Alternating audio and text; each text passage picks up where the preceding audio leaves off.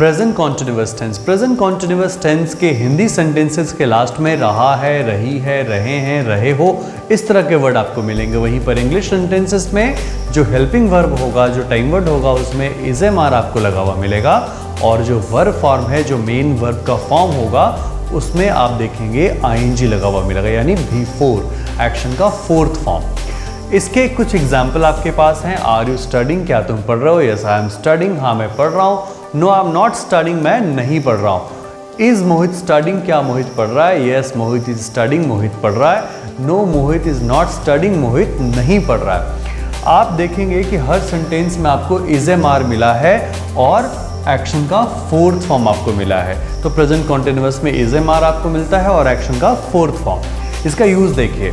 इसका पहला यूज है कि at the time of speaking जो एक्शन है, जो काम है, वो चल रहा है। ऑन गोइंग एक्शन की बात इसमें हम लोग करते हैं। जैसे मैं आपको पढ़ा रहा हूँ तो आई एम टीचिंग यू, तो ये काम अभी हो रहा है। इसमें हम लोग थोड़े से लॉन्ग ऑन गोइंग एक्शन को भी मेंशन करते हैं, like I am living in Ranchi these days, इन दिनों मैं रांची में रह रहा हूँ, तो आप इसको ऑन गोइंग एक्शन के लिए यूज़ करते हैं। दूसरा इसका यूज़ करते हैं हम लोग नियर फ्यूचर के लिए, जो आने वाले समय में होगा, like I am going to market tomorrow, मैं कल मार्केट जा रहा हूँ।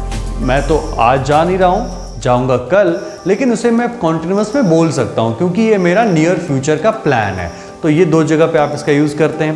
प्रेजेंट कॉन्टिन्यूअस में एक बात आप ध्यान रखेंगे कि जैसे बहुत सारे एक्शन ऐसे होते हैं जो केवल माइंड से ऑपरेटेड होता है, या हर्ट से ऑपरेटेड होता है, या हमारी फीलिंग से जिसका कनेक्शन होता है। लेकिन बहुत सारे एक्शन भी हैं जिसमें हम लोग माइंड के साथ साथ बॉडी पार्ट का भी यूज़ करते हैं। लिखना, अब लिखने में माइंड की भी ज़रूरत पड़ेगी और हैंड की भी ज़रूरत पड़ेगी।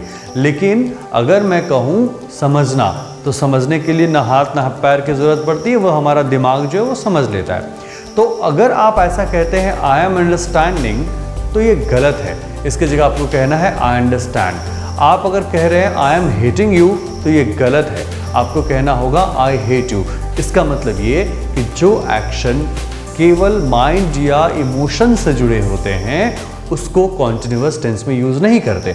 इन सारे एक्शन का, इन सारे वर्ब का डिटेल्स हम आपको डिस्क्रिप्शन में दे देंगे, आप उनको एक बार देख लीजिएगा। उसको आप हमेशा सिंपल प्रेजेंट में ही बोलो, भले ही वो कॉन्टिन्यूअस ही क्यों ना हो, लेकिन आपको बोलना है सिंपल प्रेजेंट में। ओके, कुछ बातें और आप समझ लीजिए। प्रेजेंट कॉन्टिन्यूअस में कुछ वर्ड आपको ऐसा मिलेगा जो आपको हेल्प करेगा सेंटेंस को ये पहचानने में कि ये कॉन्टिन्यूअस टेंस का ही होगा, like now, at this moment, at present, these days.